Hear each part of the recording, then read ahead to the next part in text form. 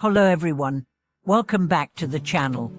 It's so great to see you again. Today, we are diving into a fascinating topic that might surprise you: household chores as a form of spiritual practice. Yes, you heard that right. What if I told you that the mundane tasks we do every day could not only make our homes cleaner but also help us grow spiritually and walk the Bodhisattva path? At first, this might sound a bit far-fetched.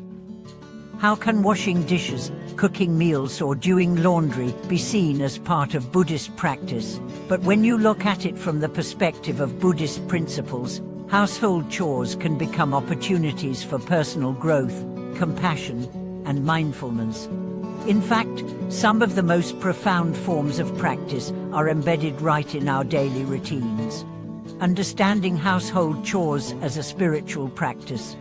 To begin, let's think about the 4 methods of attraction in Buddhist practice: generosity, loving speech, beneficial action, and congenial conduct. These are not just lofty ideals, they can be incorporated directly into our everyday actions. By adopting these principles, we can turn our mundane tasks into opportunities for deep spiritual practice. Generosity in household chores. When you clean the house, do you feel it's just another chore, or can you see it as an act of generosity? Generosity, or it, isn't just about giving money or material things to others. In the context of household chores, it involves giving your time, energy, and love.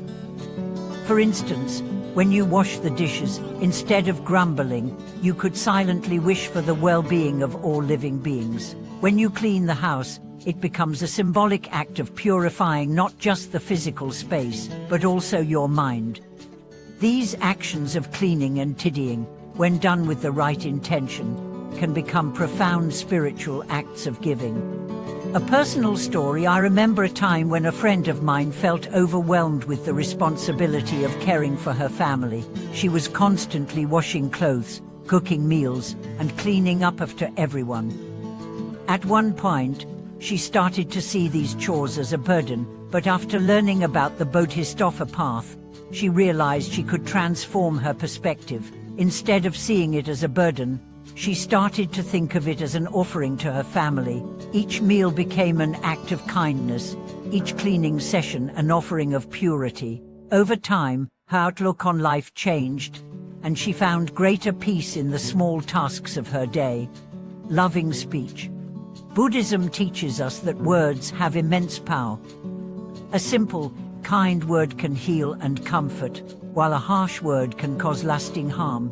Loving speech is crucial, not just in interactions with others but also within the family. Have you ever been in the middle of an argument with a family member and felt the urge to say something hurtful in the heat of the moment? That's where loving speech comes in. Instead of responding with frustration or anger, you can choose to speak with kindness and understanding.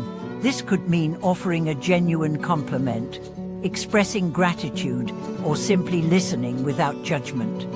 Even when doing chores together, like washing dishes or folding laundry, using loving speech can transform the whole experience. It nurtures the relationships and creates an environment of warmth and compassion. A personal story: I recall a grandmother who always spoke with such warmth and kindness, even when correcting her grandchildren. She would never shout or criticize, but instead, she would speak gently, guiding them with her words. When she would do household chores, whether it was cleaning the floors or preparing meals, her words were always kind. This loving speech created an atmosphere of respect and care, making her home a sanctuary for her family. Beneficial action. Beneficial action is the idea of acting with the welfare of others in mind. In household chores, this could mean making sure everyone has enough to eat, ensuring the home is a comfortable place, and helping those around you with love and patience. Even if no one acknowledges your efforts, the act of cleaning, cooking, or caring for others is a form of spiritual practice when done with the intention of benefiting others. A personal story: there was once a woman who was known for always preparing meals for her neighbors. No matter how difficult her day had been, She would always find time to cook for others. She understood that every act of kindness, no matter how small, was a form of beneficial action. This generosity created a ripple effect, and soon, many others began to help each other in her community. Congenial conduct. Finally, congenial conduct refers to the way we interact with others in our daily lives. It's about how we live with others, how we work together, and how we share the burden of everyday tasks. Being mindful of how we engage with our loved ones during household chores is just as important as the actions themselves. It's about creating a harmonious atmosphere where everyone contributes, not out of obligation, but out of love and mutual respect. A personal story: I've met a young man who, despite a busy job, always made time to help his partner with household chores.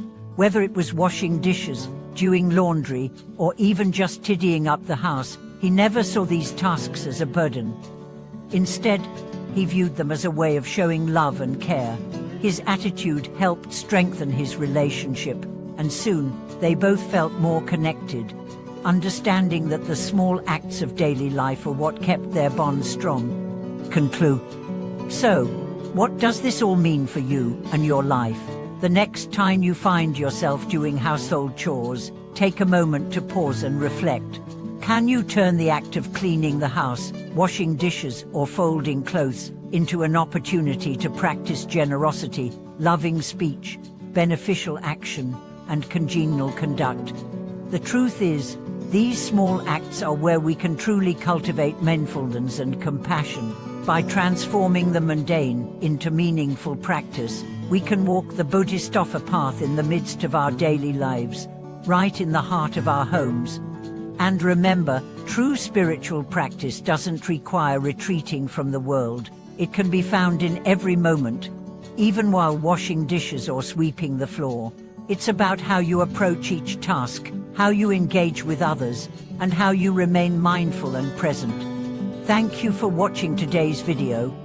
If this content has inspired you, don't forget to like, subscribe, and share your thoughts or experiences in the comments. We'd love to hear how you found ways to turn daily tasks into spiritual practices. Until next time, take care and keep practicing.